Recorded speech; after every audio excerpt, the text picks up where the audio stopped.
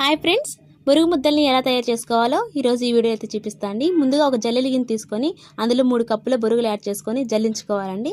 ఏమైనా dust particles అలా ఉంటే అవన్నీ కిందకైతే వచ్చేస్తాయి కదా. ఇలా నలిపితే బొరుగులు అనేవి క్రిస్పీగా అయితే ఉండాలండి. ఒకవేళ లేకపోతే కొంచెం సేపు ఫ్రై చేసుకొని తీసుకోవచ్చు.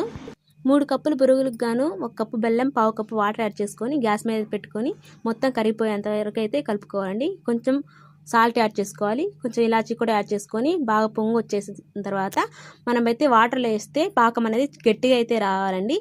తర్వాత బొరుగులు అయితే యాడ్ చేసుకొని స్టవ్ ఆఫ్ చేసుకొని మొత్తం అయితే కలుపుకోవాలండి. కిందకి దించేసుకొని మొత్తం ఒకసారి అయితే కలిపేసుకోవాలి.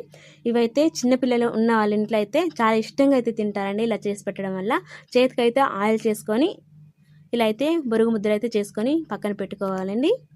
చాలా టేస్టీగా ఉండి బొరుగు ముద్దలు అయితే రెడీ అయిపోయాయి. మీరు కూడా ఒకసారి ట్రై చేసి ఎలా వచ్చాయో నాకు కామెంట్ చేయండి. మీరు మన ఛానల్ని ఫస్ట్ టైం చూస్తున్నట్లయితే ప్లీజ్ సబ్స్క్రైబ్.